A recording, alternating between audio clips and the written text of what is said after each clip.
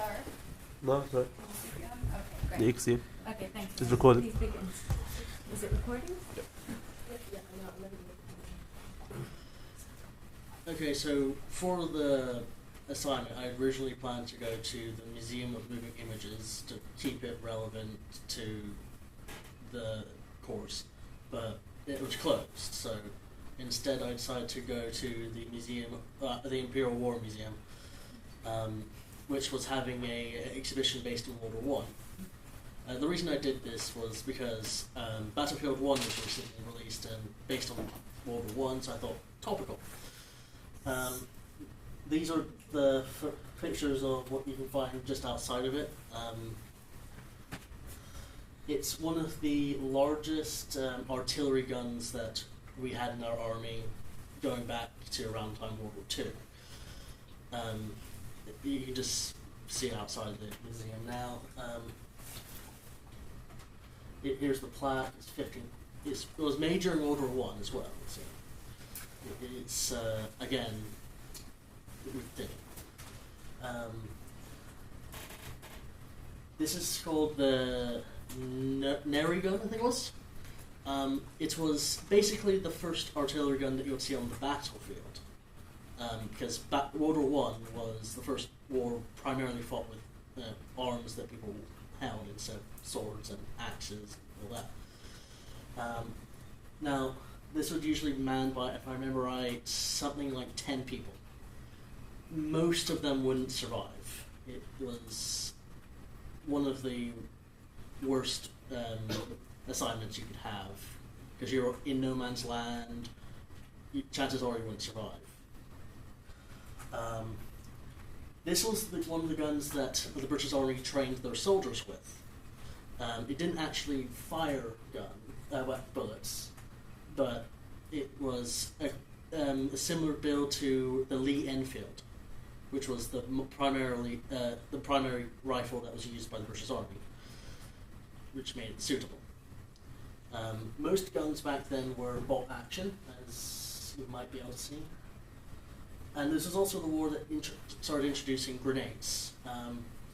The ones on your left were used by the Germans. The ones on the right were used by us. They usually did different things, like shrapnel grenades, gas grenades. Gas grenades were some of the worst, because you need your gas mask, otherwise you'll have a very bad time. Such as mustard gas. It's funny enough, mustard gas, well, I find out from this exhibit, mustard gas was only really made in the last year of the war, which was interesting. The Enfields, bolt action rifles, they are still being used by some police forces in developing countries, actually, today, 100 years later.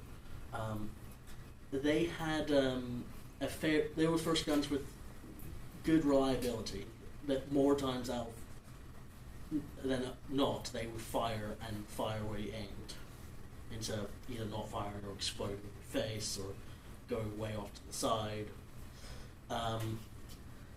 It also meant that a lot more people died in the war than normal, because chances were, if you hit someone, they died, or they recovered and you had to fight again. The howitzer. So the Neri gun was the first one of the first artillery guns. It was primarily manned by 10 people. The howitzer was much bigger and was more mechanical, so it didn't need as many people.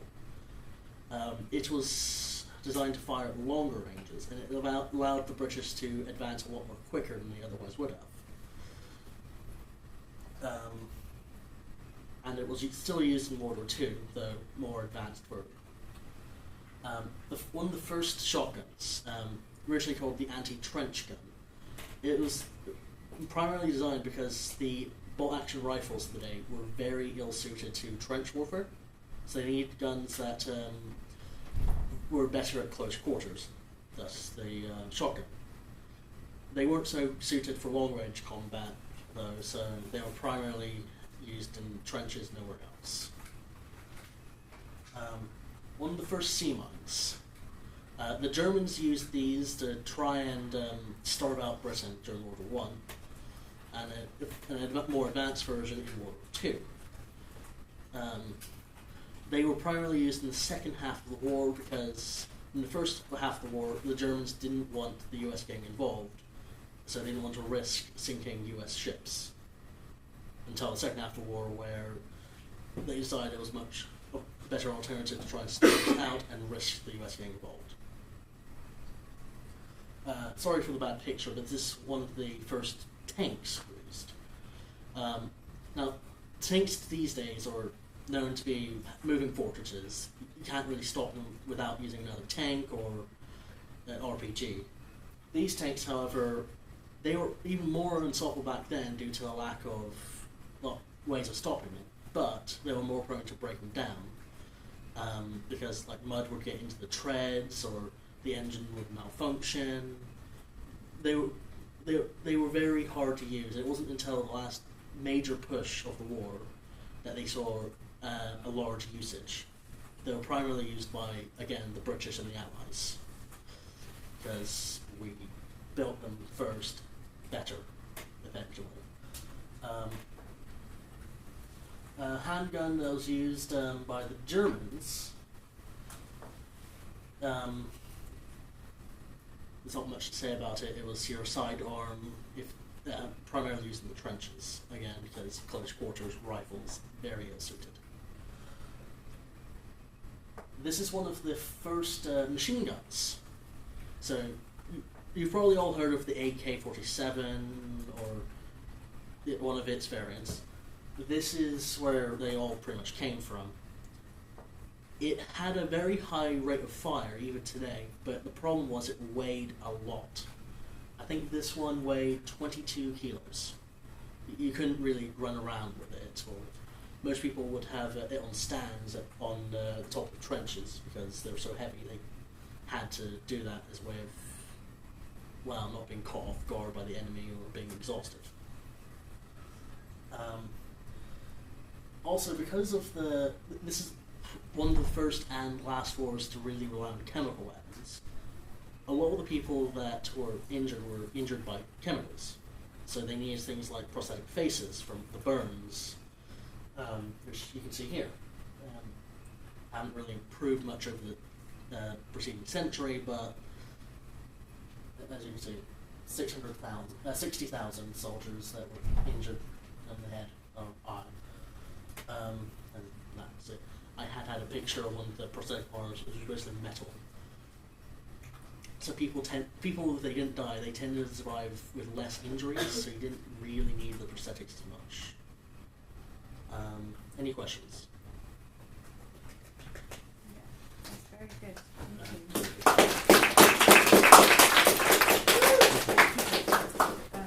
Okay, we're just going to get some feedback now.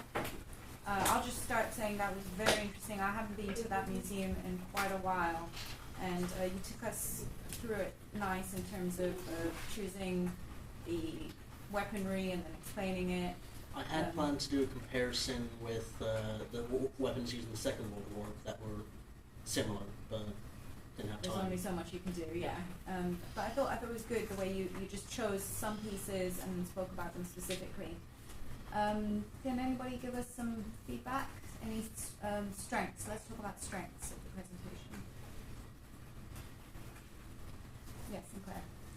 It was really informative, and you put a lot of detail into each picture you took, and you also had like a lot to like. It was diverse. You were diverse on what you were showing. You're showing all the different aspects of the World War II, stuff like the guns, the training, and the tanks, and stuff like that. Good, yeah. You explained the work nicely and clearly, I think, because I think wouldn't really understand a lot of things then there. That's why I was asking for questions. Like I said, you made it nicely. Okay, what didn't you understand? No, I understood it. I'm just saying I wouldn't have understood it if I was in the actual museum.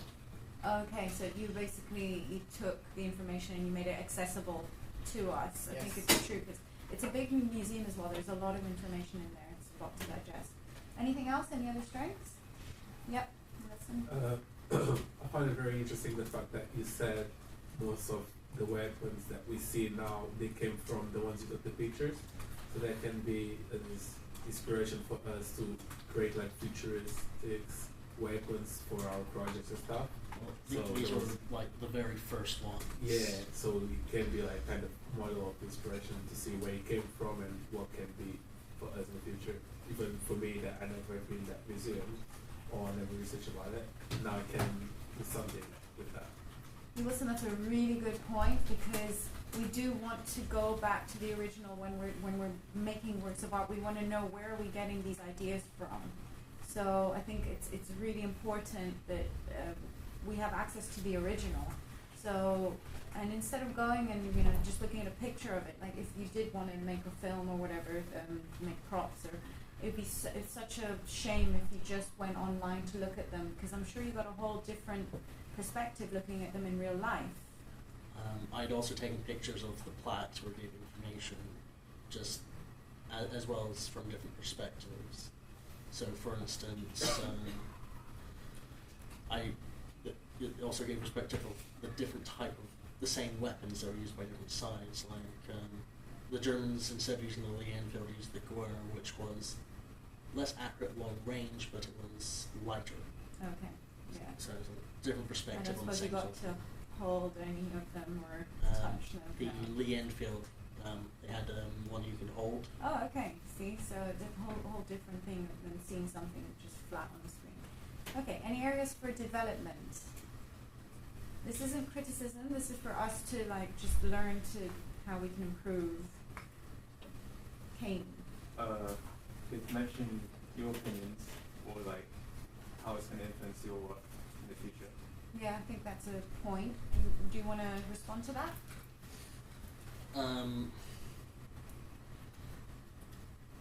It helps to remind you of to keep weapons practical, because that's what most of the weapons of World War I were. They could have made them better, but they would have been more impractical with the technology at the time. To keep it practical and accurate to the setting. Do you mean in terms of filmmaking, or That too, yeah. It's like Okay. too many times you'll see in historical ones they use weapons that just couldn't have existed then, or would have been too impractical based on technology at the time. yeah, that's the point. Anyone else? Had their hand up? Anyone that hasn't spoken, please. Francis, I don't suppose you give us a comment. Forgot to mention how the museum would help to inspire as well. We did just go through that one. Another one? I can't think of it. It's good. Okay. Shanti. When you say how you could wave your weapon, do you mean only information-wise or how you presented it? Yeah, it could be on the presentation, although I'm not as concerned on the presentation Yeah. as the information anymore. All right then. Yeah, pretty good overall. Well done. Thank you. Any other questions? Any other comments? No? Okay. Thank you, Fionn. Very good.